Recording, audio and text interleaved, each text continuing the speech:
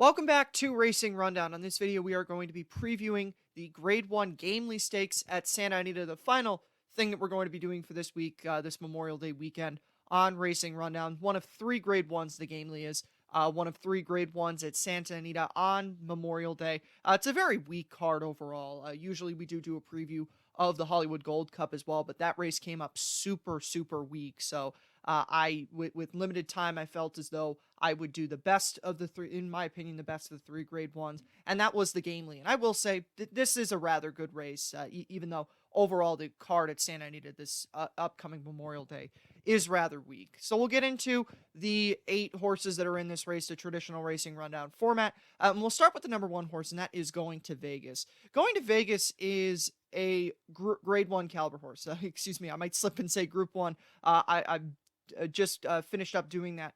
The new segment that I'll talk about at the end of the new racing rundown segment that I'll talk about at the end of the video. But this Going to Vegas is a Grade 1 level horse, as you saw from her victory in the Rodeo Drive last year. She's also going to be a forwardly placed horse in this race, and that's ultimately the reason why I don't like her. 2 starts this year, though, they've been good efforts, runner-up in the Buena Vista and the Santa Ana.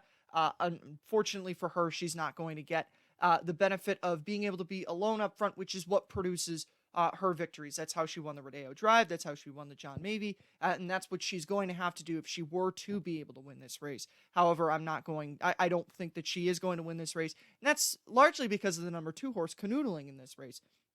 Another horse that very similar running style, wants to be forwardly placed, and has had 2 stakes victories this year doing just that. And good fun note for Canoodling, she is the highest price winner that we've had on Racing Rundown this year. Eric picked her on the Pegasus World Cup episode, which we also talked about the megahertz in there.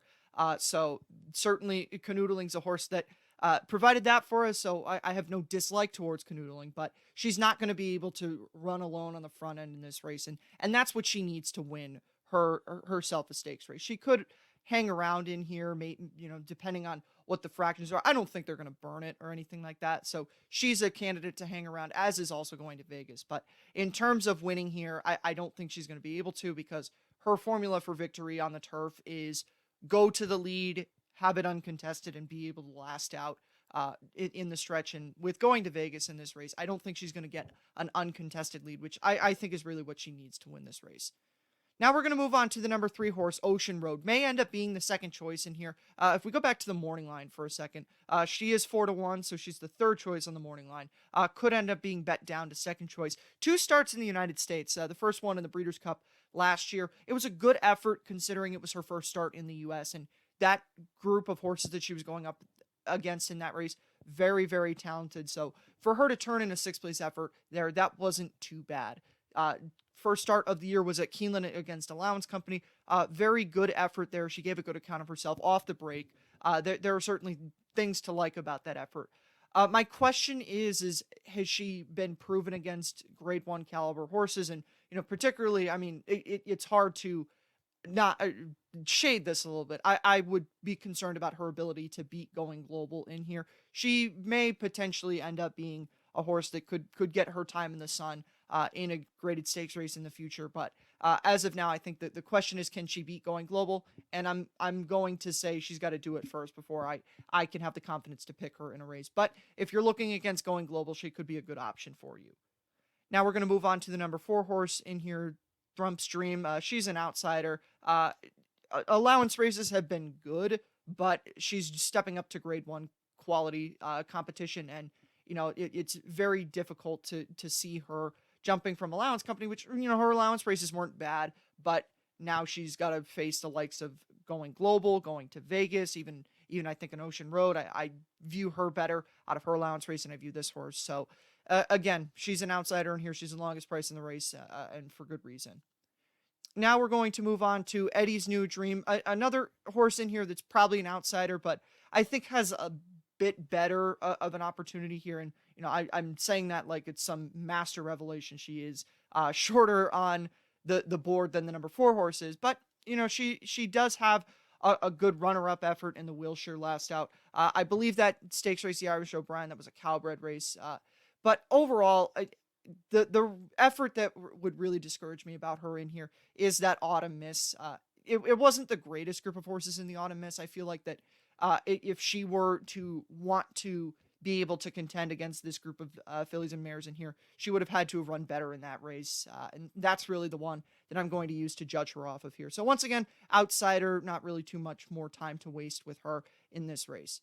Now we're going to move on to the number 6 horse in this race, Going Global. The 8-5 favorite. Excuse me, I did have to go back and check the morning line to make sure that I had the orders right. I do have to open a 8th tab, so I apologize for my mistake there. But Going Global's the standout in this race. You just take a look at her form, and that's evident with the amount of graded stakes victories that she's had.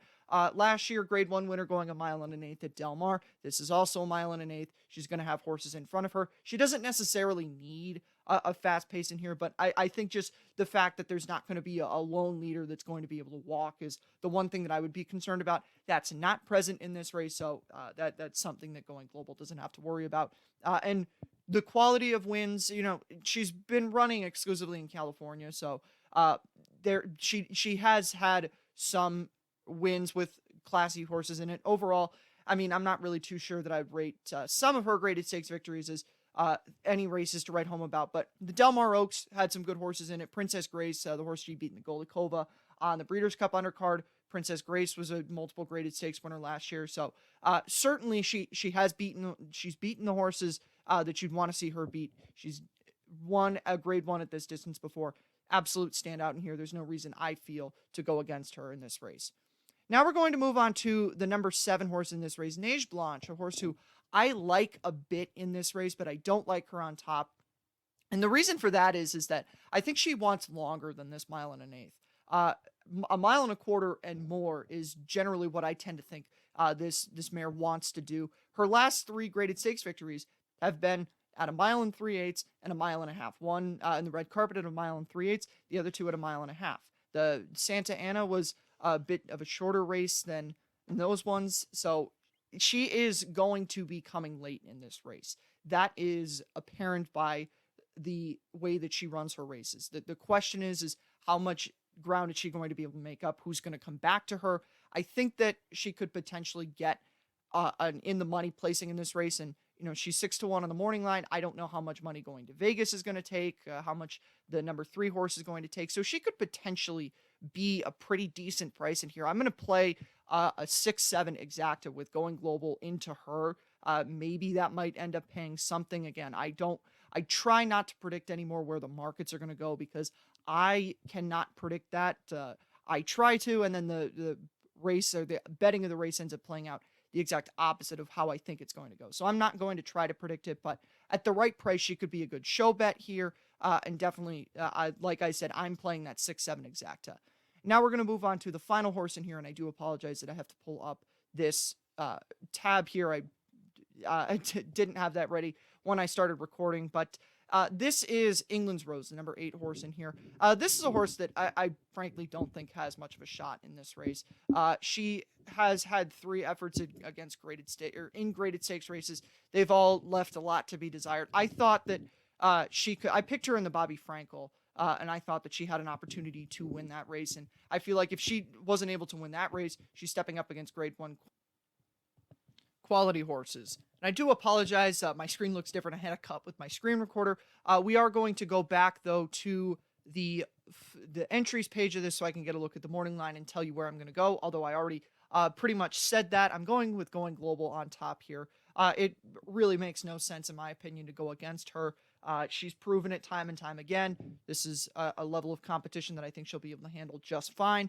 So she's going to be my top pick here. I'm playing that 6-7 exacta. I usually try to do a trifecta for these races, but since there's only 8 horses, I'm only going to do that exacta. 6-7, Going Global into Nige Blanche. We'll see how Nige Blanche does on the cutback. I think she'll probably need to go longer, and she'll run a kind of race that she'll look like towards the end of the race that she's crying out for more room. She'll get that later on in the year.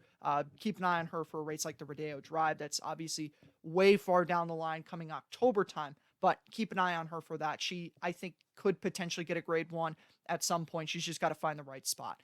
And with that being mentioned, that's it for this video on Racing Rundown. We'll see you next week.